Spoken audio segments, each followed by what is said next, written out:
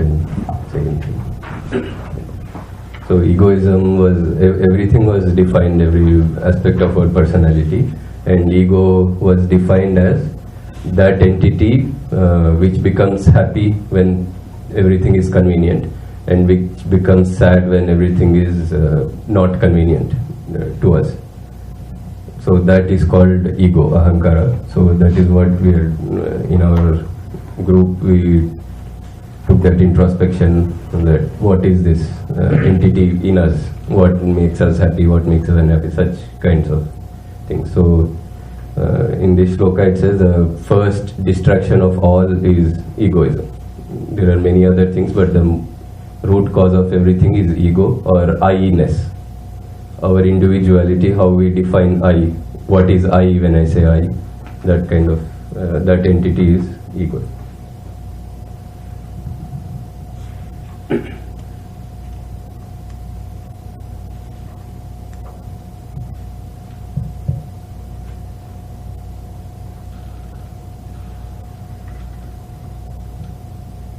Maharaj, you can also say if you want.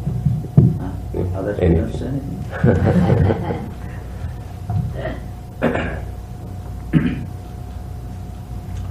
Well, ego is the, what is called, nearest to the self-realization. That means if we can just ego, we can overcome ego, then we shall be merged. That means the self will become self-resplendent. That means it will be one with the ultimate reality. The self, concept of self comes from the sense of ego. And of course, there in this book, elsewhere also it has been described that there are other false identification. Starts with the what is called three gunas, that means sattva, rajas, tamas, and that of course we realize only in our deep sleep. We cannot really figure out that first incrustation, if you call it, covering is that three gunas, that means fine gunas. Then they manifest as what is called sukshma sharira, which is made up of, there is a description here, that means mental sheath, you can say, in general, prana sheath in that way.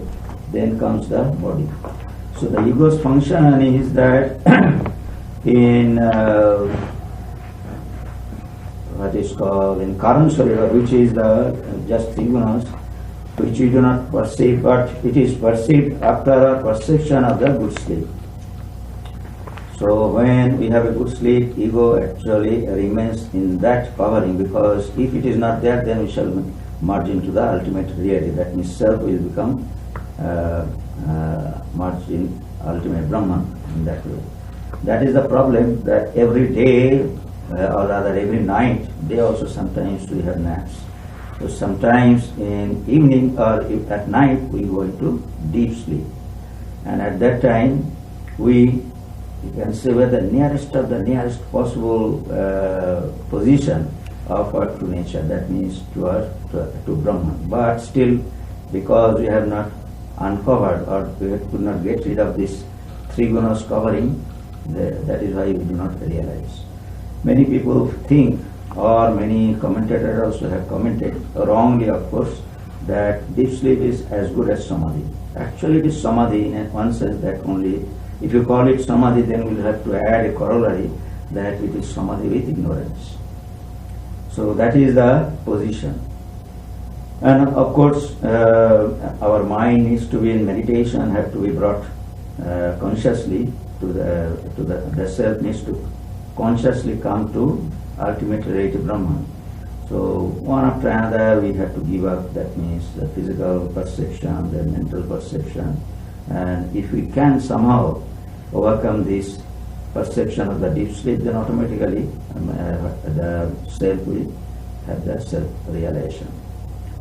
So this can be done according to our Vedantic literature. I am Brahman, Tattvamasi, like that. I think in this book, Tattvamasi is the Mahavakya that has been taken by Shankaracharya.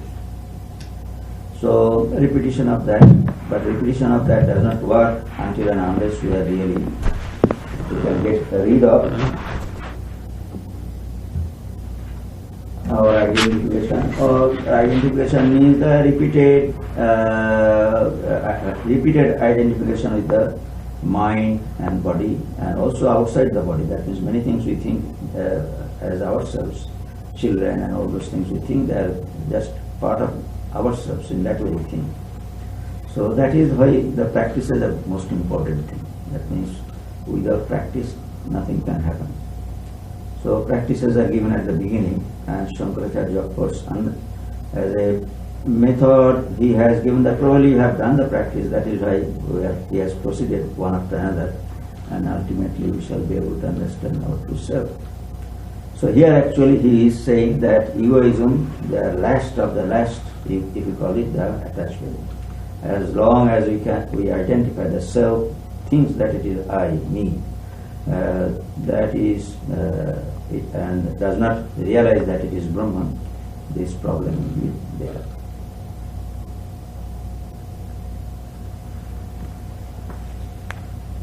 Anything?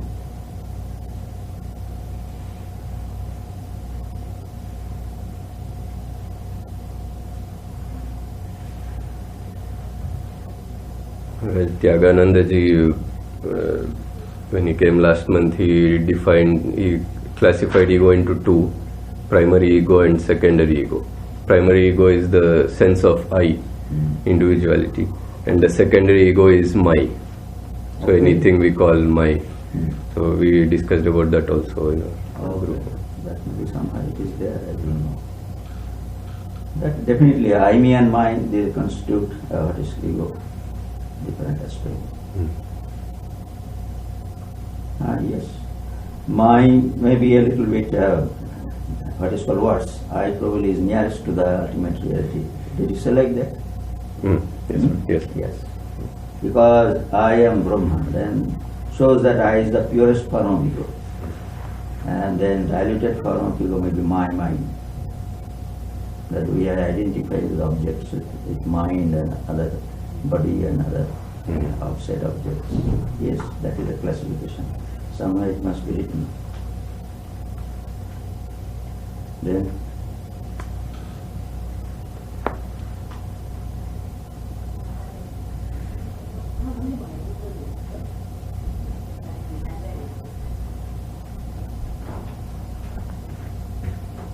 and we also talked about how most of our problems come because of this I in our life, and if we can identify that, then life becomes simpler. That is just Ramakrishna has said, that is a good thing. That means anything that we can think which is not associated with I. That is why we say that's what is called service to others. At that moment, at least for that period when we are not thinking of I. So that is a little bit practice. If it is increased, or if it is what is called established by doing repeatedly this type of work, it is easy to forget I. So in that way it happens. That is why Swami Vivekachudamani said, yes, it is possible to have the self-realization just by doing service to others, because that takes away the feeling of I when you do that work. It is definitely a purification of the mind also.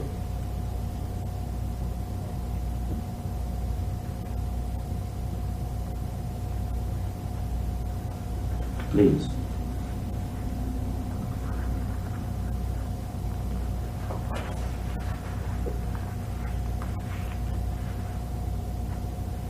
Nothing else, then we'll do the next shloka.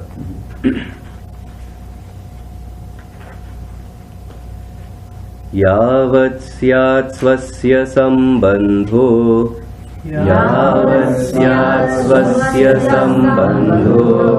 ahankarena duratmana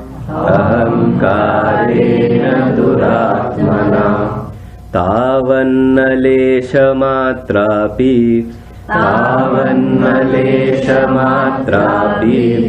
mukti varta vilakshana.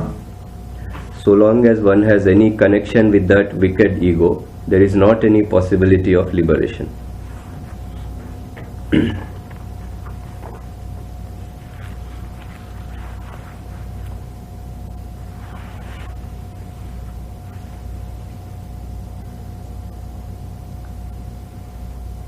This is like the classification of ripe ego and unripe ego of when Sri Ramakrishna says ripe ego is the ego of a devotee or ego of teacher, which has humility, and unripe ego is full of pride and anger.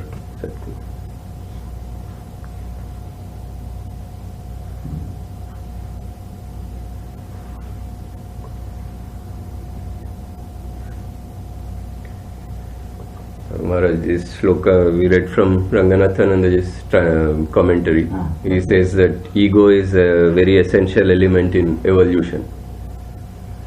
So when evolution happens from a unicellular organism to this complex human, then in the beginning the ego comes. But the goal of evolution is to increase the ego so that it becomes one with the universe. And that will be realization, self-realization. As long as, for this shloka, he said that as long as it is limited and small, then our world is small, we are very selfish. But when it becomes infinite, that is becoming one with Brahman. And that's the goal of evolution. That is one way of saying it. Evolution means, suppose, pre-self-realization. Up to that point, actually, ego is important. Otherwise, we will not evolve to human beings. That means we wanted to do something bigger or better or more knowledgeable. In that way, from the amoeba, knowingly or unknowingly, we have evolved to this position. So naturally, after coming to the human life, slowly discover by way of what is called by self-realization or whatever it may be.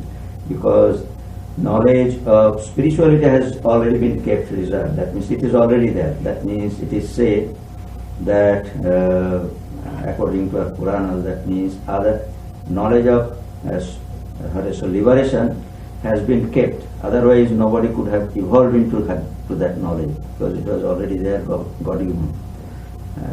That is why Brahma actually created this sages that is said. So it is a matter of others. Ordinary person is to access that knowledge, and in that way further the evolution by doing spiritual practice or meditation or such other purposes. That will be the end of evolution. In that way evolution ends. And Swami Vivekachudamani also said in Raja Yoga that everybody will ultimately have that what is called liberation. But yogi, as in Patanjali Yoga Sutra, everybody is yogi. So yogi wants to accelerate that by doing spiritual practices. So in that way, it doesn't have to move through so many lives and suffer and delay. But yogi consciously actually tries that. That is the spiritual practice.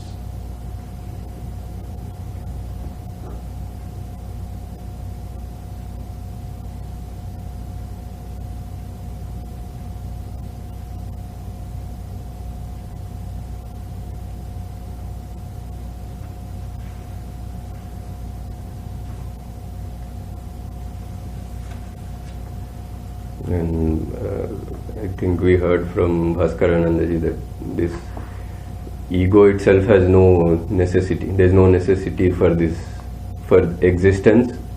There is no necessity of ego. In what way? In the sense that Satchidananda doesn't depend on our ego, but somehow this ego came. There is absolutely no necessity for that, for existence itself, for Satchidananda. And similarly, Swamiji says that somehow as we go deep and deep, there flashes this idea of ego, as if it's not needed for anything, but it just comes. And when we try to find it, it won't be there anywhere. It does not exist at all. Yes. That will be realization. I couldn't understand how actually Bhaskaran said that. That means ego is not necessary for what? Satchidananda, that means for Brahman doesn't have ego. So this I, what we keep saying that I, this small thing which we hold on to, is actually not necessary for our existence. It is a reverse way of saying. reverse to essence. That means as long as we have I-ness, that long actually we have our existence in universe. Actually, if you say, I do not know how the creation has started, that means somehow or other a portion of the ultimate reality thought that we shall be separate. Actually, it is said, I think, somewhere that I want to be many. In that way, the idea came, and in that way, that idea itself brought the sense of ego, and in that way, creation started. So now, after creation started, I forgot that we are the part of the Brahman ultimate reality. So by effort, we have to go back and bring that idea that I am Brahman, one. That is totally the process.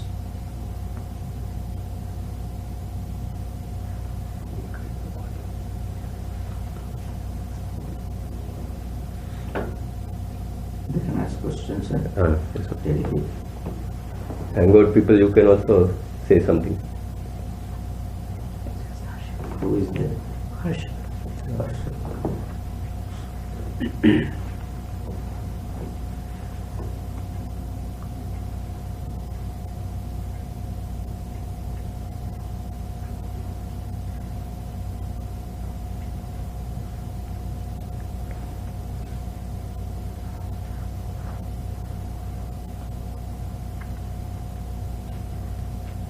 Next sloka.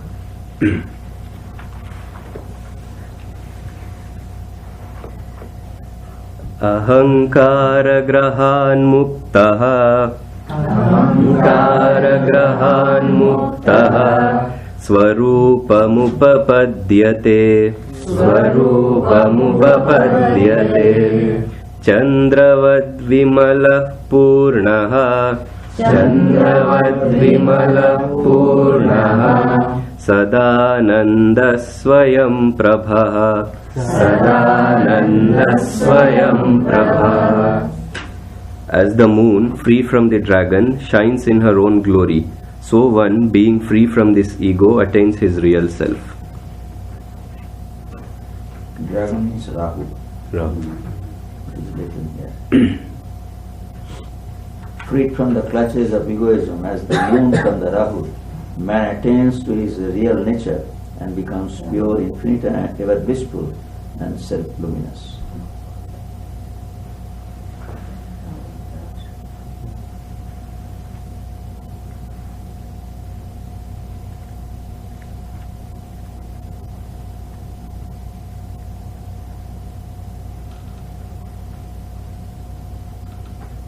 As the previous sloka, I remembered Thakur's example of putting a thread through the needle. Even if one fiber is sticking out, the thread will not go through the needle. So like that, as long as there is even slight trace of ego, there won't be realization.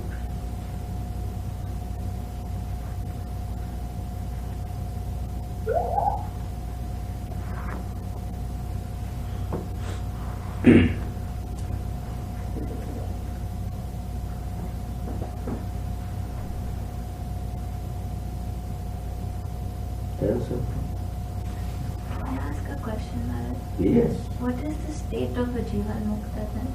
Oh, state of a Jivan Mukta is this, like this. It is very interesting. That means he has the high situation, at the same time he has the body. That means if a person can attend to that, or what is called, if you go through the lectures of Swami or Sheshanand, he is always, all lectures actually mention that, Jivan Mukta. For that actually, we pursue spiritual life. In fact, Swami Turiyananda, when he heard that, he got interested into spiritual life. That means a state when a person has the highest relation, that means ego and all those things are gone. As we are reading this, I become merged into the ultimate reality. But again, he had the sense of the body, that means he retained the sense of the body after experiencing that. Then actually if you can live, actually that is a Jivan Mukta state.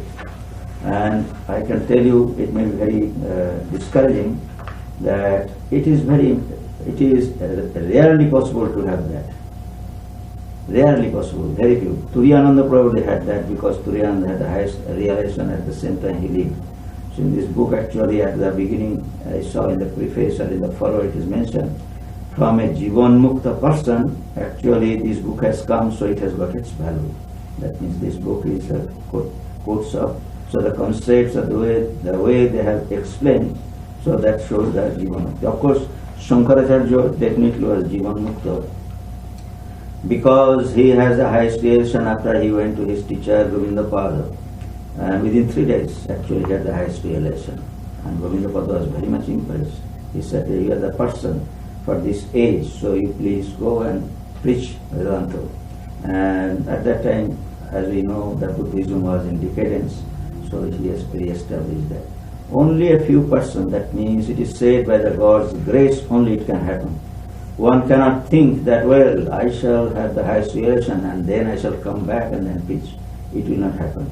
Because the desire of the coming back itself is a desire which will prevent it from going to the highest realization.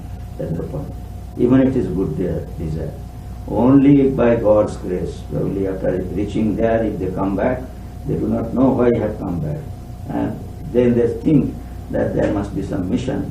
I do not know whether they think also, but they are compelled to preach. Otherwise, we don't have the spiritual knowledge at all. That means what is the highest realization, liberation, those things we don't have in conception. If not after experiencing. After experiencing, if they say, then it will be true.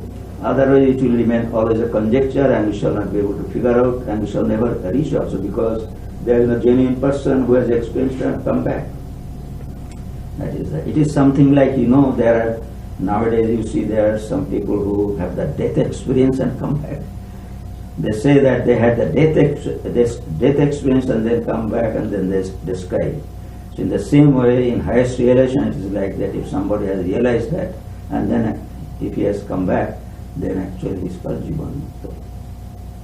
But again, I must tell you that it is not possible, because at the time of death, if you have a desire, you will not have. I am sorry. If you want to have that highest realization, all the desires have to be overcome. That means that has to be given up. Then only that realization. It is contradictory. That means desire and highest realization cannot go together. Even the highest desire, that means greatest desire. If you say, no, for 1 second I shall go back and tell somebody and then come back, again march or die even, so in that way. But usually what happens, at the time of death, highest realization comes. Those who are good, those who do serious spiritual practices. That means they have done these things, and a little bit that remains to be done. God takes care of everything by His own grace. That will happen. So they will not come back to tell you. That means after what is called after death. Even if they have the highest realization, we shall not be able to know, because they are not coming back to tell that. So these are the fallacies. So there is a good book, Jivan Mukti Vivek. I think Vidyaranya Muni has discussed all the aspects of this Jivan Mukti state.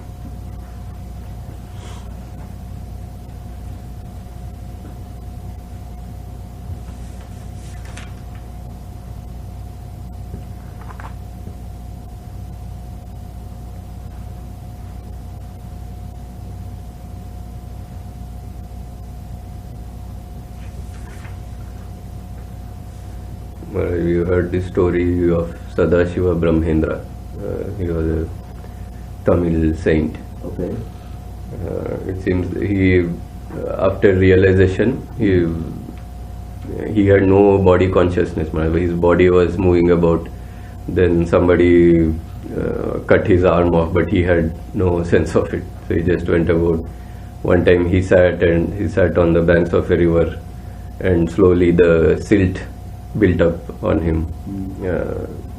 Then everyone thought, nobody even looked at him, but later on when the silt went down, he was still lying there like that. But he used to just roam around singing about God and everything. But yes, there are some, definitely. Prapanananda Swami, he has Jivan Mukta. That means Ramakrishna himself has said he did not have this type of whatever, maybe probably we do not know, but definitely he was, apparently we see that heat and cold and all those things he did not have. He always state, what is called naked or something like that.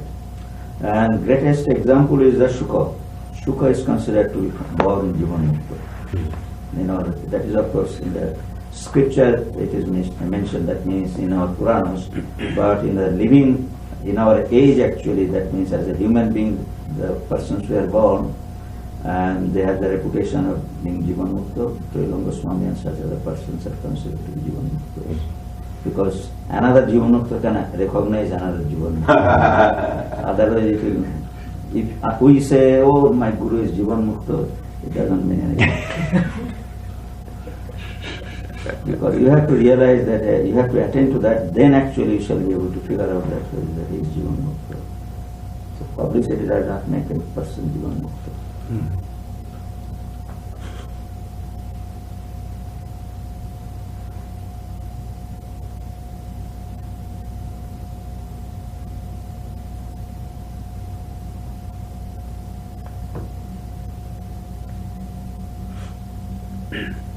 Next shloka.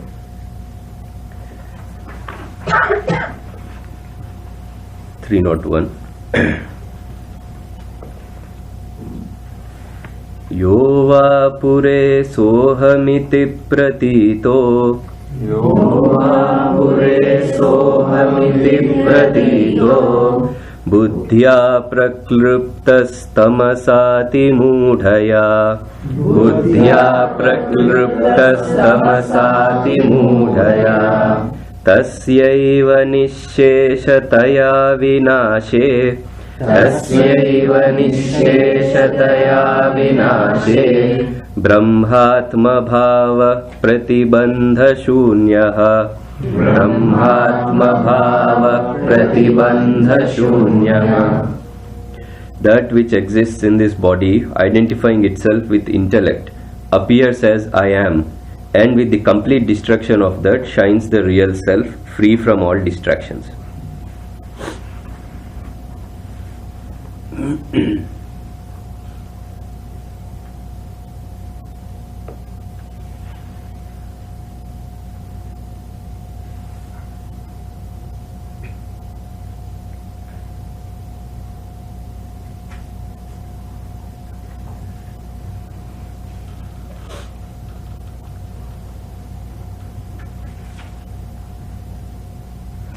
This is similar to one example which came before, the pot, Ghatakasha and Chidakasha, Mahakasha. So the space inside the pot and the space outside the pot.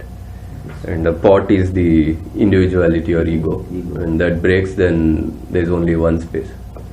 And through our ego we think inside there is a space inside, and the pot thinks, or we are different from the universe.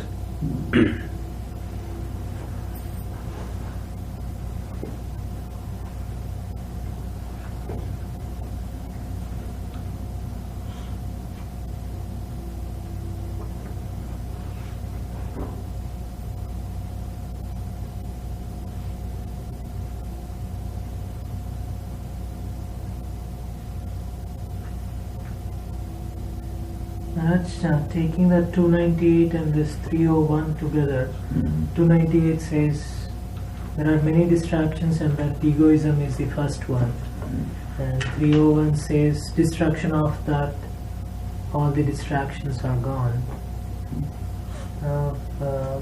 Like most of the times the things we face or the things we feel as something that is bothering us, or how do we see that the ego is the root of those problems?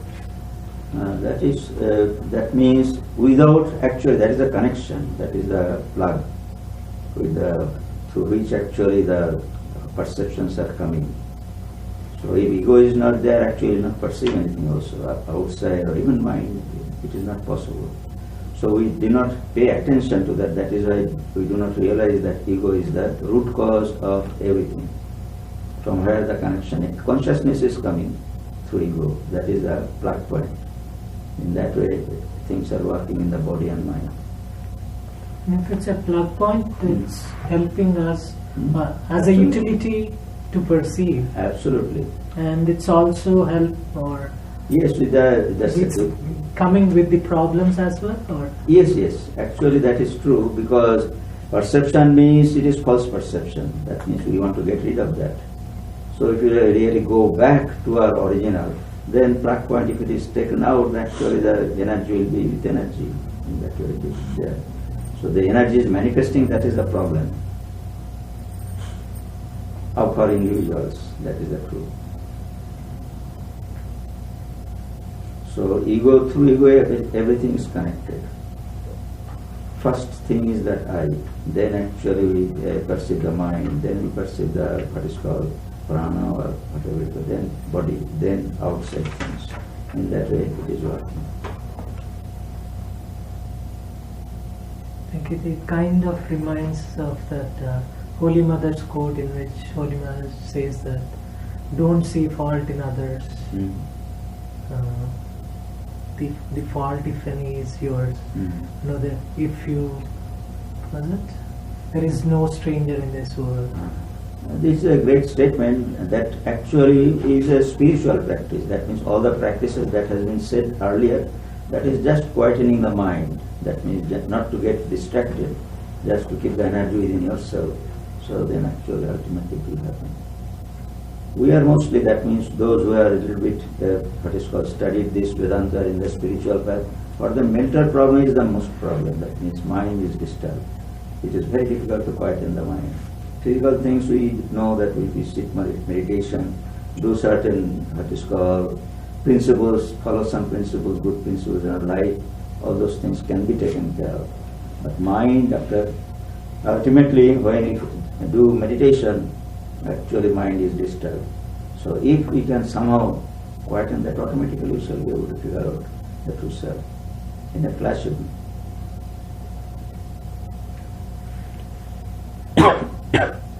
So it seems kind of, I guess, paradoxical, right? That to realize, thinking about yourself or realization of self is an intellectual exercise, right? Or Absolutely. It feels like an intellectual exercise that comes from consciousness.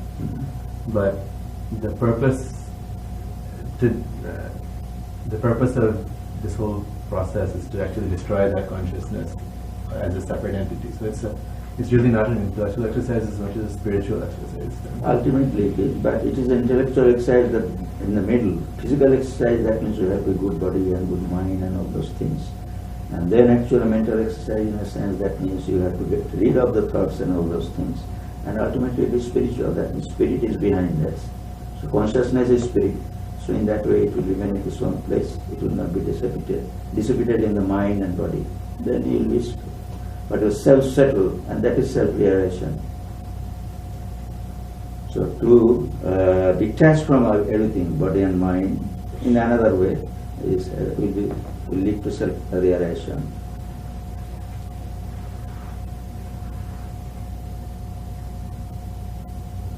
In this 298 and 301 together, it kind of describes the situation that Arjuna was before the Gita. Like at the beginning, in that the first chapter, he says, he's telling to Krishna that how am I to kill my relatives, my grandfather? He's so stuck with himself and his family, and at the end of all that teaching, he's free. He knows what needs to be done, and he does it. It's kind of, he got freed from all those distractions. He started with, how will I do this to my relatives? And at the end of all that teaching, he got rid of that. Yes, because in this process actually he had the self-realization also. Probably by that time he has become Jivan Mukta. Then actually he got it. Because you cannot deny that, because by seeing the Vishwarup Darshan, that means it is a self, as good as self-realization. There is nothing that he could do. Then Lord Krishna has said that everything is done by me, you just be an instrument. So that he could establish himself in that feeling, then actually he could execute things.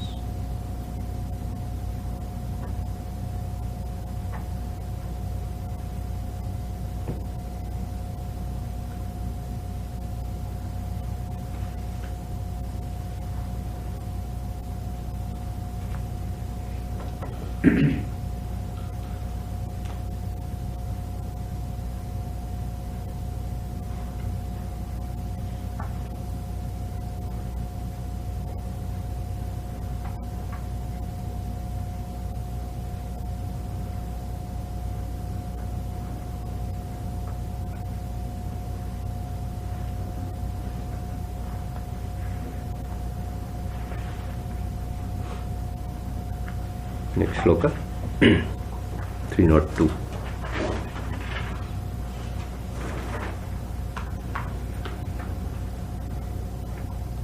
ब्रह्मानन्दनिधिर्महाबलवता ब्रह्मानन्दनिधिर्महाबलवता अहङ्कारघोराहिना अहङ्कारघोराहिना संवेष्ट्यात्मनि रक्ष्यते गुणमयैः संवेष्ट्यात्मनि रक्ष्यते गुणमयैः चण्डैस्त्रिभिर्मस्तकैः चण्डैस्त्रिभिर्मस्तकैः विज्ञानाख्यमहासिना श्रुतिमता विज्ञानाख्यमहासिना श्रुतिमता विच्छिद्य शीर्षत्रयम् विच्छिद्य शीर्षत्रयम् निर्मूल्याहिमिमं निधिं सुखकरम् निर्मूल्याहिमिमं निधिं सुखकरम् धीरोऽनुभोक्तुं क्षमः धीरोऽनुभोक्तुं क्षमः. Blissfulness is like a jewel on the head. This jewel of blissfulness is protected by this great serpent of the ego with its 3 heads of the qualities or the 3 gunas. One must cut off these 3 heads by the great sword of discrimination. The discrimination that is prescribed in the scriptures. And not only that, these 3 heads will come out again. Such is the nature of this serpent. So you must root that serpent out, then you can get possession of that gem. Only the steady and thoughtful can take possession of it.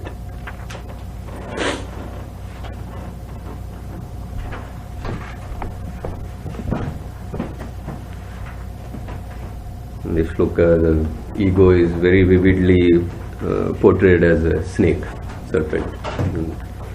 We discussed this shloka for 2 weeks. So,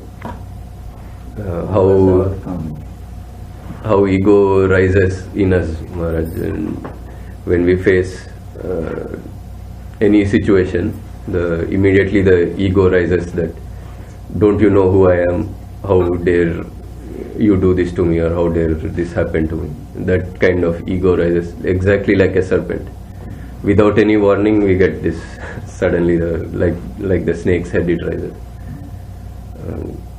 And the parable that Sri Ramakrishna tells of the frog in the hole in a forest, an elephant is passing by the royal procession is passing by that hole, and one gold coin from the procession falls into that hole, and the frog becomes very proud because it now possesses a gold coin.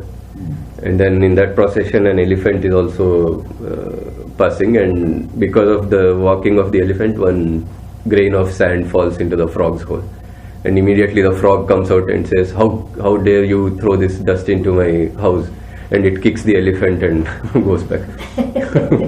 And Thakur says, just the... Why did you get this interview? Somewhere in gospel or something. Or... Frog or ant? Frog. Frog. Okay, frog has gold coin, up to that I know, but of course, maybe, okay, go ahead.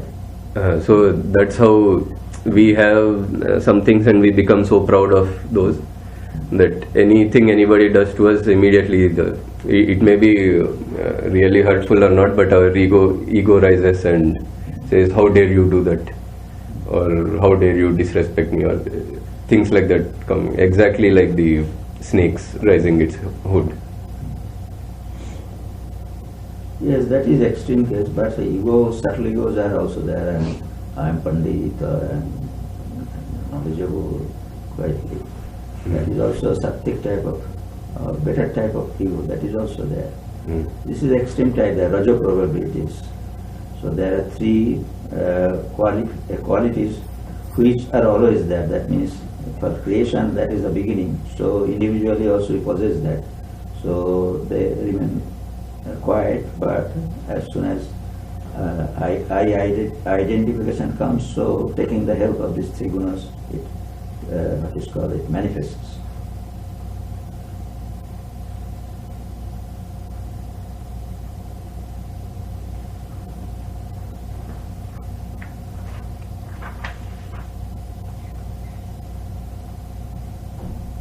And last week we discussed more how we judge others based on our interpretation of I.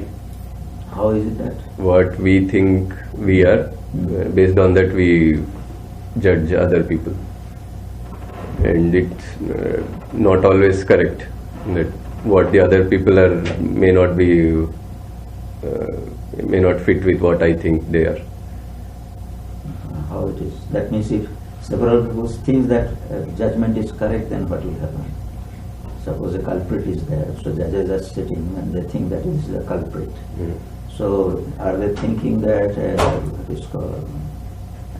they are judging from their point of view or something else? Oh, well, they have some written rules that you did this. That is a common agreement. Society agrees to that. But generally, why the whole point is why we get disturbed so much in our lives, and mainly it can be seen through judgment. Through judgment.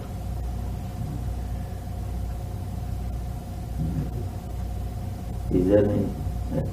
Have you found in somebody saying that like that?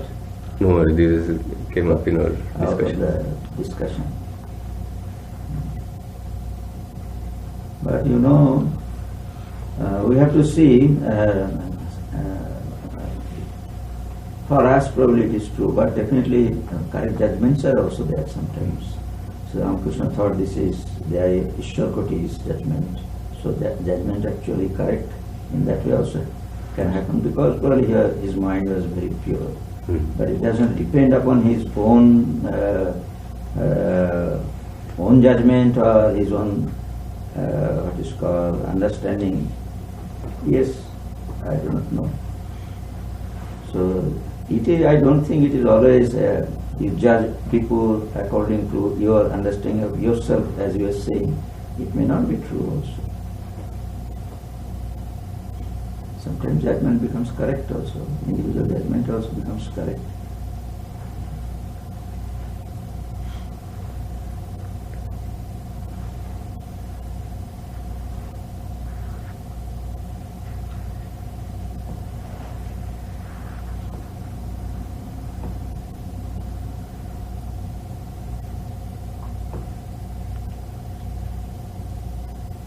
We may judge other people out of our own experience also. That means we have seen these things are happening, or this type of activities on the part of certain person probably brought an impression in my mind. With that example, we can judge another person. In that we can say that this person is like that. It may happen like that. It doesn't require that I have to be. It has to be relative to me in that way.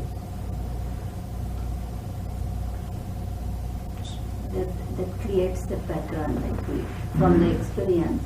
Experience also gives a judgment.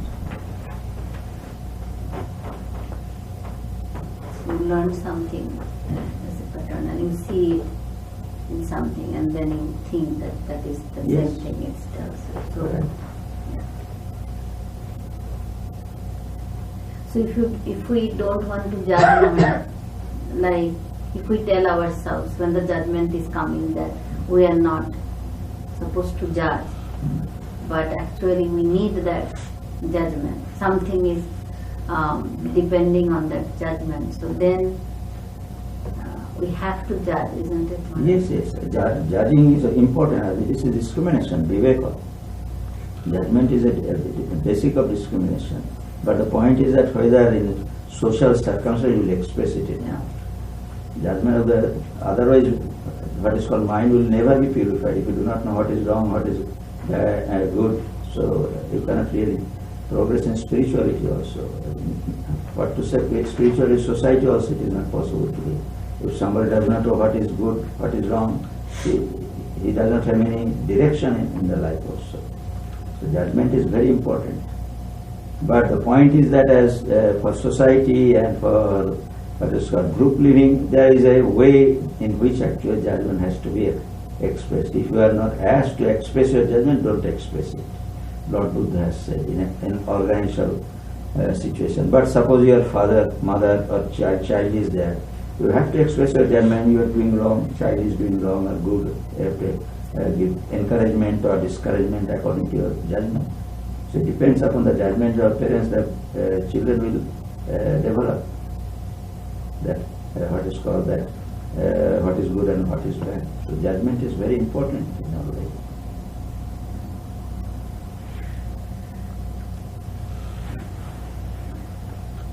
If the judgment leads to superiority complex or pride, that is, that's what we are. If you think that your ego is there, that means if you think, if you judge yourself that you are what is called superior, that may be wrong. But the point is that there also you have to apply judgment whether I am what is called I am superior or not superior. That's also there. That also the judgment, with that judgment you can also feel that you are not really superior. But you have to always apply discrimination. Discrimination brings a judgment. Slowly, slowly that it gets refined, and then actually it will be a good Sattika judgment probably will be there, and then we know, yes, this is actually that we need or we have to be, and in that way one becomes full of divinity or something like that.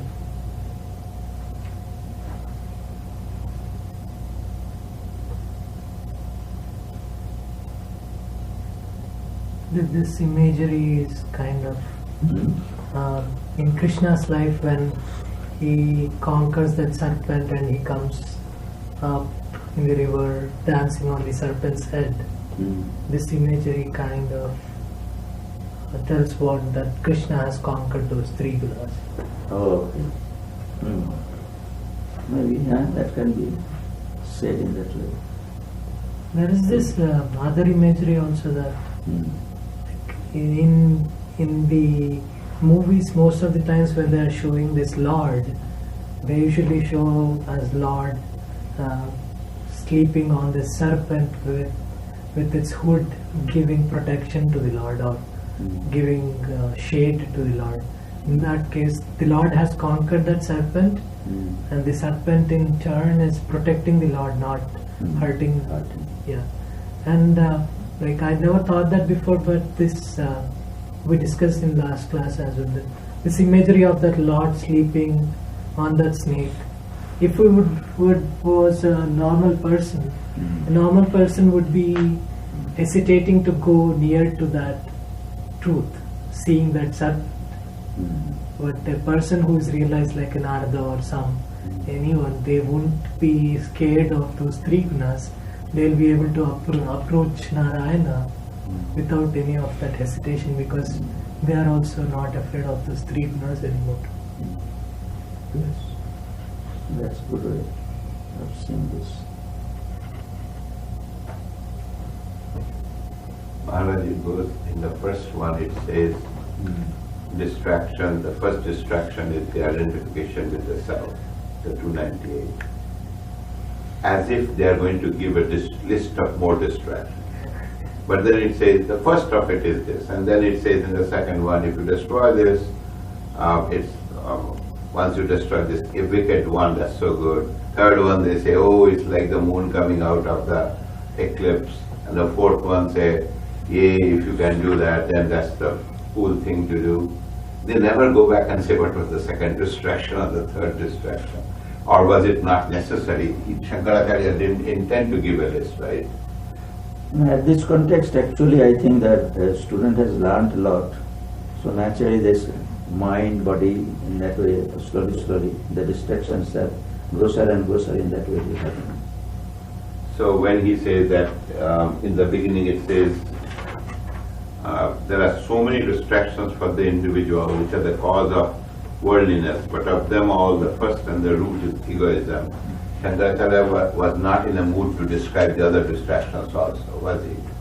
Because after that he doesn't mention anything. No, he is actually giving what is called egoism, the basic, what is a fundamental, what is called distraction. Identifying oneself with that. That means when the self identifies itself with the egoism, then actually other things come afterwards. So it is a primary distraction, you can say. Okay. He never meant to be anything else. But the primary distraction is what I'm going to talk about. Yes. Which is egoism. Destroy that. Then it will be.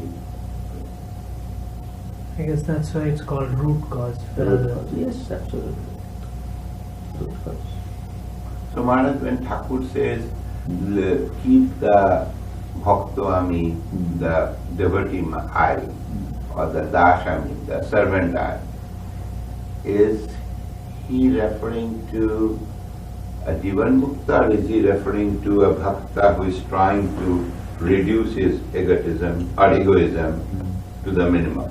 Actually, bhakta, that means it is a practice. That means those who have reached the highest, for them it is there. Those who have reached, they will always think that their bhakta it is done for them. Just like Sri Ramakrishna himself, mother and me, that means mother's child, in that way. He always thought himself. So it is for us also that's the Practice. as a spiritual practice Yes. to cut the egoism. Actually, you know, whatever qualities we see in the realized persons or avatars, actually those things becomes practice for us. Alankar, that means they are what is called, they are bedecked with those jewelry, all good qualities. And for us actually those things are the subject of practice.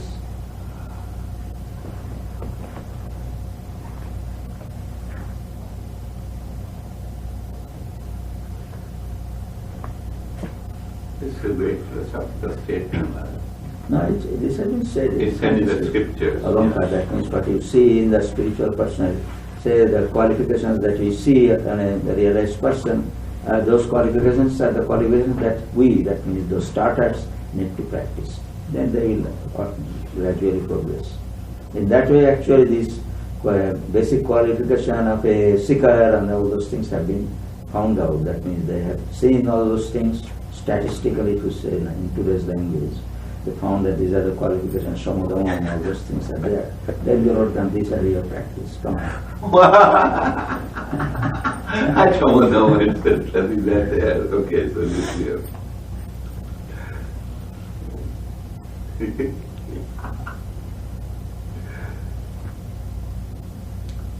They are in fullest extent what is called manifesting them.